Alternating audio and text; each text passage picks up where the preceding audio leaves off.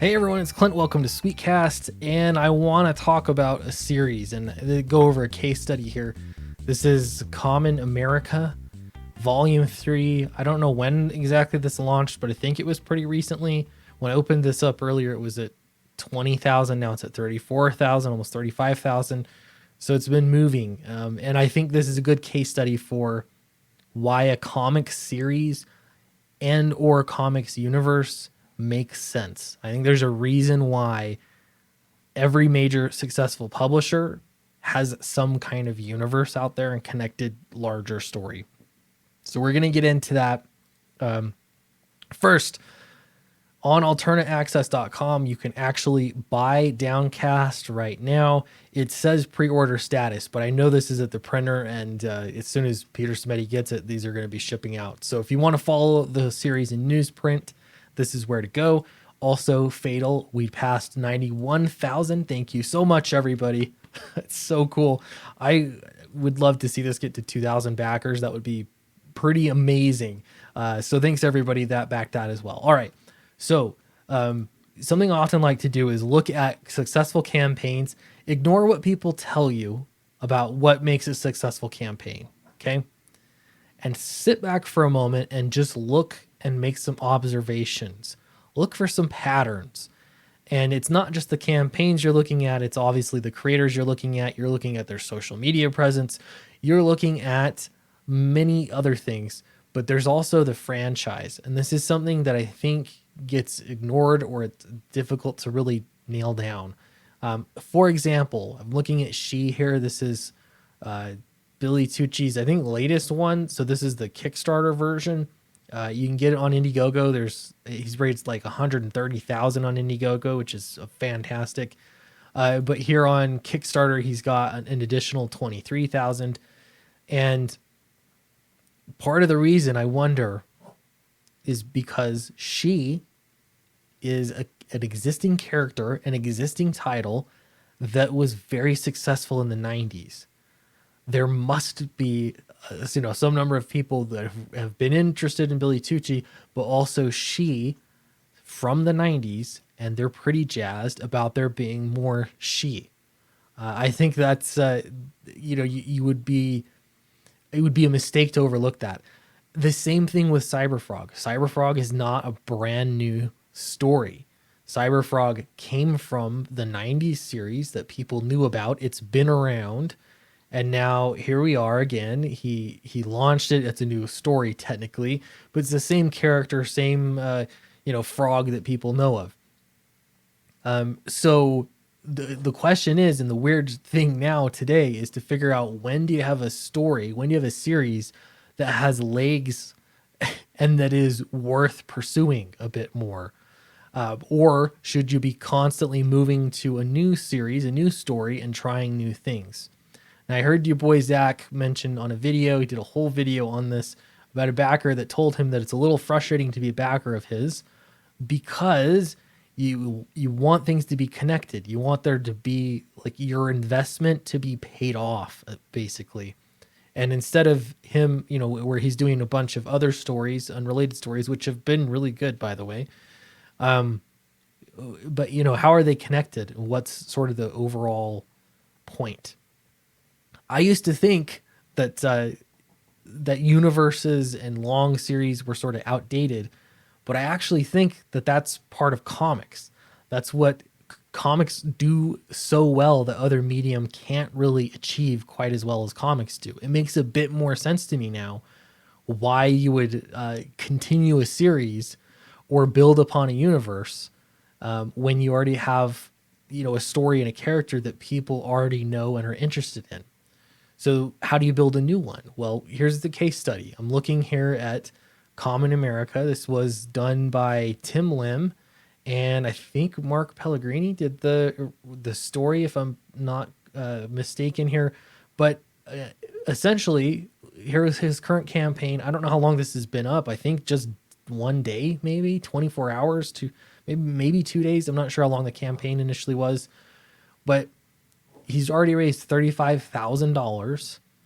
And the point here is you look at the trajectory. So if we look at Common America Volume 1, He had over 1,000 backers, which is an amazing indicator, but he only raised $20,000. So that means that the book really was pretty inexpensive. $10 for the book, sticker, and the digital, basically. A lot of people backed that. So you were just getting the book. This was introducing new readers. $10 got you there. Now with that $20,000 and over 1,000 backers, I'm assuming here I'm gonna draw some conclusions. He saw that there was some traction here and that there was more for this character. I'm assuming. So from there, he launched the second volume. He raised $66,000, which is a notable increase, double the backers, a little over double the backers for the second volume, and well over double, triple, in fact, the earnings.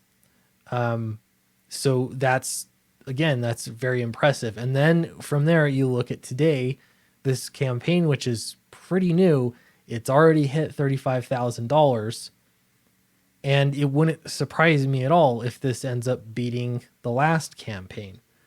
Now, I don't know a ton about Tim Lim, but I don't think that he has a massive social media following. I don't think that he's doing a lot of stuff on YouTube. I could be wrong. But what I'm seeing in here is a case study for the value of building a series. And the question always is, though, how do you know if you have a hit series that's worth continuing to build from? So as far as series and universes go, I've thought a little bit, and to me, I'm still learning. Like, I'm always learning about this kind of stuff. And it helps to look at what works and ask yourself why people are doing it this way instead of that way. The Hellboy universe is relatively simple and straightforward, I think, as comic universes go. Some are much more difficult to get into and figure out a reading order. I still think you could do better than the Hellboy universe as far as making it simple and a nice, clean reading order. But it's pretty straightforward in comparison, okay? So I think what I want to do, I've been thinking about this quite a bit for my own personal 2-year plan. I'd like to make that like a 3 to 5 year plan, but I've still got a lot of things I need to figure out to sort of move forward.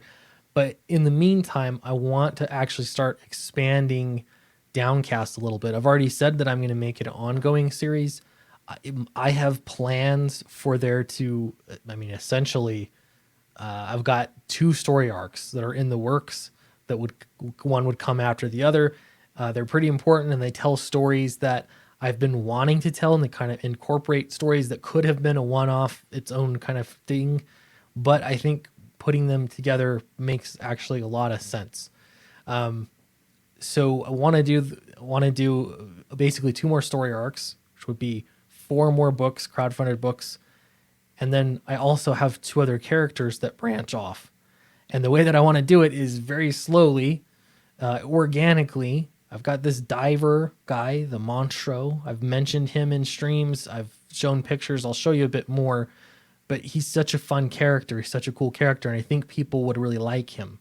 And the way that I want to build it is that if you aren't really interested in Downcast, but you like the Monstro, you can get in and read his story, and it starts in a different place.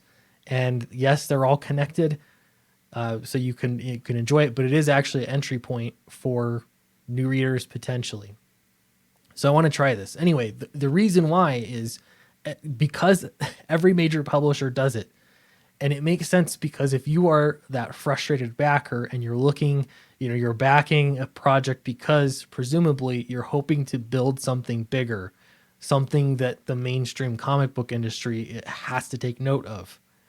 And I think that the way that you do that, you sort of are protecting backers' investments by building more. So that first book you bought from that certain creator, it's going to matter in a year. It's going to matter in 2 years, 3 years, because it's going to be connected to something bigger.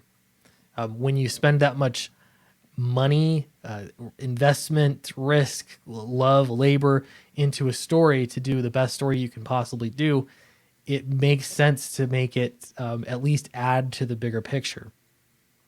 Now, my main complaint is how complicated they have been at other publishers, and over decades, it kind of makes sense why it would get complicated. But I think it could be planned a little bit cleaner, which is basically what I want to try and do. Anyway, so my point here is basically this is some of the observations that I've been making, is that there's some serious value in making a series and building upon one storyline, protecting a backer's investment into a story, and basically giving them more so they have more confidence to back it and try it out. And then that way in 20 years down the road, you can revisit this. People will remember it just like they do with Cyberfrog, any number of other titles or franchises. So let me know your comments below. I think this is a helpful case study. Don't forget to like and subscribe, and I will see you in the next video.